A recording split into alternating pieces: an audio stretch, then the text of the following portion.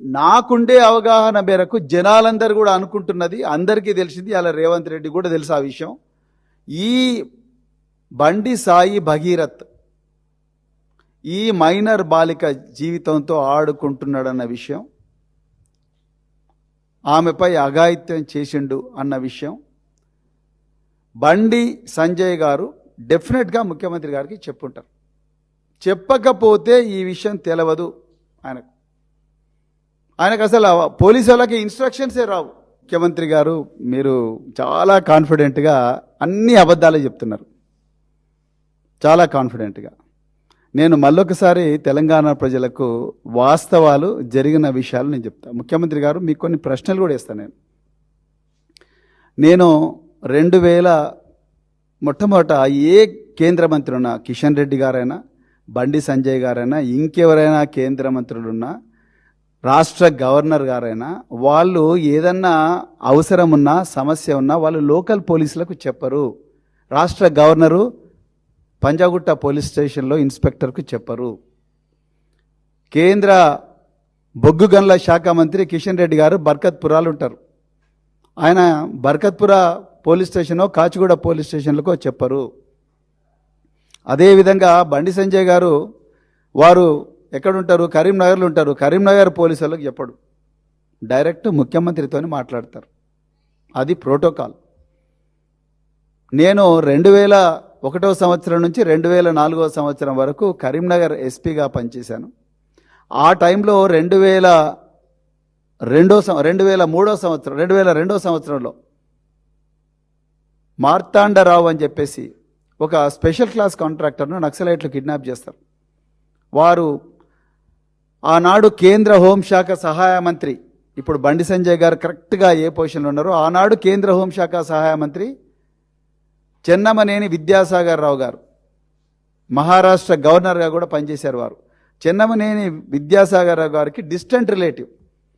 ఆ విషయం మాకు తెలిసిన వెంటనే మేమందరం కూడా కమాండో దళాలను, డిస్ట్రిక్ట్ గార్డ్స్ని అందరినీ కూడా రెడీ చేసి ఏ అడవుల్లోకి ఈ కాంట్రాక్టర్ను తీసుకొని పోయారని చెప్పేసి మేము ఆపరేషన్స్ కోసం తయారవుతుంటే ఉదయం 6 గంటలకు మాకు ముఖ్యమంత్రి కార్యాలయం నుంచి కాల్ వచ్చింది.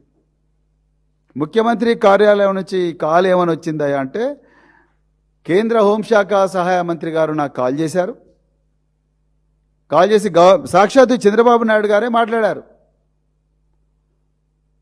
వారేమన్నారు, ముఖ్యమంత్రి కేంద్ర హోంశాఖ సహాయ మంత్రి గారు రిక్వెస్ట్ చేస్తున్నారు, రిక్వెస్ట్ చేసి ఆతి చూసి చాలా జాగ్రత్తగా ఈ ఆపరేషన్స్ చేయాలి, ఒకటేసారి కమాండో దళాలను దింపకండి, ఆ నక్సలైట్లు ఎవరైతే బాధితుడు ఉన్నారో ఆ బాధిత ప్రాణాలకు హాని కలిగించే ప్రమాదం ఉన్నది, అందుకొరకు చాలా కేర్ఫుల్గా హ్యాండిల్ చేయండి అని చెప్పి సాక్షాత్తు ముఖ్యమంత్రి గారే జిల్లా ఎస్పీతో ఆనాడు మాట్లాడాడు.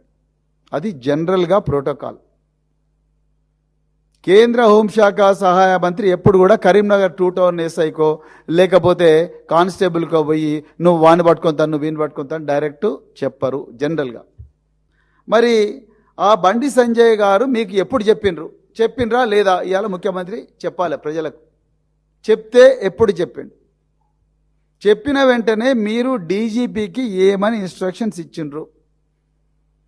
డీజీపీకి మీరు ఏమని ఇన్స్ట్రక్షన్స్ ఇచ్చిండ్రు? ఆయన కింద ఏమని ఇన్స్ట్రక్షన్స్ ఇచ్చిండు? ఇప్పుడు మీరు ఇమ్మీడియట్ ఈ వీడియోలో 4 సార్లు 5 సార్లు మాట్లాడి ఇమ్మీడియట్గా చేసిన బండి సంజయ్ గారు మీకు తన కుమారుడు ఈ అమ్మాయి వ్యవహారంలో ఏదో ప్రమాదం అయ్యేటట్టుంది, నా కుమారుడిని రక్షించాలా అని చెప్పి మీకు చెప్పినప్పుడు మీరు కింద మీ అధికారులకు డీజీపీ గారికి చెప్పినరా, సైబరాబాద్ పోలీస్ కమిషనర్కి చెప్పినరా, లేకపోతే కరీంనగర్ పోలీస్ కమిషనర్ చెప్పినరా, ఎవరికి చెప్పినరా అనేది మీరు ప్రజలకు చెప్పాల్సిన బాధ్యత హోంమంత్రిగా మీ మీద ఉంది రేవంత్ రెడ్డి గారు.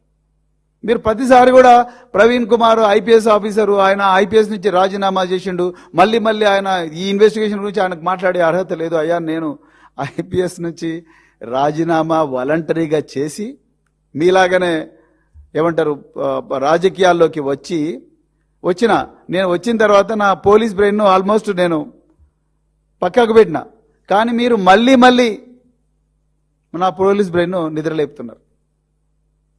ఇన్ని తప్పులు చేసుకుంటా ఇలా మేము అడుగుతున్నది నేను ఇన్వెస్టిగేట్ చేస్తా అని చెప్తాను. నేను ఇన్వెస్ట్ చేసే అధికారాలు నా దగ్గర లేవు. మీరు ఇన్వెస్టిగేషన్ చేయడం లేదు. చట్టం ఇది చెప్తుంది, ఈ విధంగా చెయ్యాలే, అందరూ జనరల్గా ఈ విధంగా చేస్తారు, మీరు ఎందుకు చేయడం లేదు అని చెప్పి హోంమంత్రిగా మీ అధికారులకు మీరు చెప్పాలని నేను రిక్వెస్ట్ చేస్తున్నా. అంతే తప్ప నేను ఇన్వెస్టిగేట్ చేస్తా, ఎస్ఐ నువ్వు ఏం చేసినావు, పొద్దున ఏం చేసినావు, రాత్రి ఏం చేసినావు, కేసు డైరీలో ఏం రాసినావు, జీడీ ఎప్పుడు ఆపినావు, ఎందుకు ఆపినావు, ఎఫ్ఐఆర్ల డిఫాక్టో కంప్లైంట్ ఏమి ఇచ్చింది అని నేను అడుగుతలేను కదా. నా కాల్ డీటెయిల్స్ తీసుకో, నా ఫోన్ డీటెయిల్ ఇక్కడనే ఉంది, నా ఫోన్ డీటెయిల్ మొత్తం నీకే ఇస్తా, కాల్ డీటెయిల్స్ తీసుకో. నేను ఎవరికి చెప్తలేను, నాకు అవసరం కూడా లేదు. మీరు చేయాల్సిన డ్యూటీ చేయడం లేదు అని ప్రజలందరూ కూడా హాహాకారాలు చేస్తున్నారు. కాబట్టే ఈరోజు మేము రంగంలోకి దిగాల్సిన అవసరం వచ్చింది. బీఆర్ఎస్ పార్టీ పాలసీ అది.